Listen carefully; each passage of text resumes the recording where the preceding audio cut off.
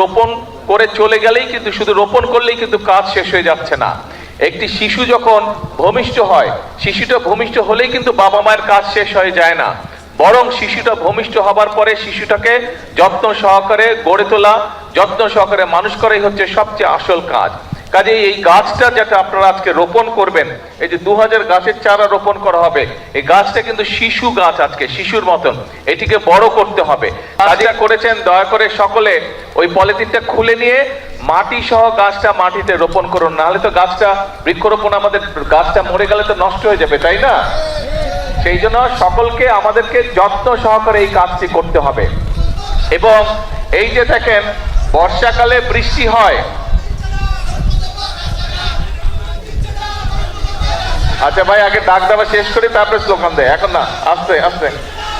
এখন এই যে দেখেন আমরা দেখেছি যে দেখেন চট্টগ্রাম অঞ্চলের দিকে প্রায় 5টি জেলাতে অনেক বৃষ্টিপাত হয়েছে, তার আগে আবার বৃষ্টিপাত ছিল না বেশ অনেকদিন, তাই না? বৃষ্টি এই যে হচ্ছে, মাঝখানে অনেকদিন গ্যাপ ছিল না বৃষ্টির, এই যে কখনো বৃষ্টি বেশি হচ্ছে, কখনো বৃষ্টি হচ্ছেই না প্রায়।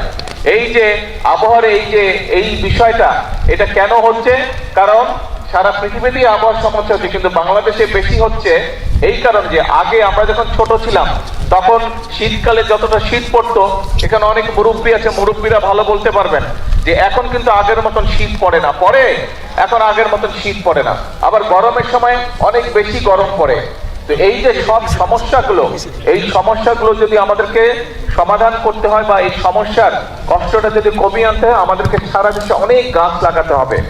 20 কোটি মানুষের দেশ, আমাদের যে পরিমাণ গাছ থাকা প্রয়োজন সেই পরিমাণ গাছ সারা বাংলাদেশে নেই।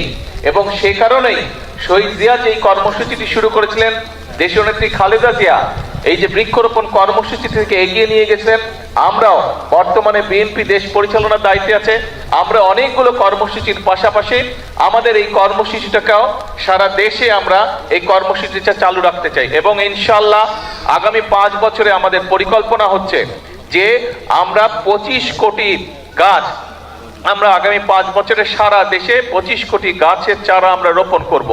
এখন একটি গুরুত্বপূর্ণ বিষয় আছে, আজকে প্রায় এখানে 2000 গাছের চারা রোপণ করা হবে। যারা যারা যে গাছের চারাটি রোপণ করবেন, আপনাদের দায়িত্ব কিন্তু আজকে রোপণ করে চলে গেলেই কিন্তু শুধু রোপণ করলেই কিন্তু কাজ শেষ হয়ে যাচ্ছে না। একটি শিশু যখন ভূমিষ্ঠ হয়, শিশুটা ভূমিষ্ঠ হলেই কিন্তু বাবা মায়ের কাজ শেষ হয়ে যায় না, বরং শিশুটা ভূমিষ্ঠ হবার পরে শিশুটাকে যত্ন সহকারে গড়ে তোলা, যত্ন সহকারে মানুষ করাই হচ্ছে সবচেয়ে আসল কাজ। কাজে এই গাছটা যেটা আপনারা আজকে রোপণ করবেন, এই যে 2000 গাছের চারা রোপণ করা হবে, এই গাছটা কিন্তু শিশু গাছ, আজকে শিশুর মতন এটিকে বড় করতে হবে।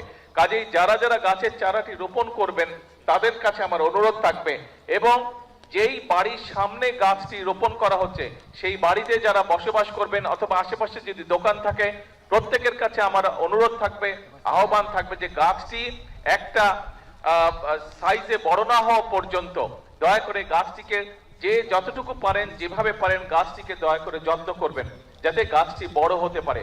কারণ এই গাছটি যদি বড় হয় আপনি বুক ভরে শ্বাস নিতে পারবেন। এই গাছটি যদি বড় হয়, এই গাছটি বড় হলে এই গাছের তলায় আপনি শান্তি মতন ছায়ায় বসতে পারবেন। কাজে এই গাছটি আমাদের উপকারের জন্যই হবে, শুধু আপনার না, আপনার সন্তান, আপনার পরিবার, আপনার এলাকার মানুষ, আপনার পাড়ার মানুষ সকলে এই গাছের সুবিধা পাবে।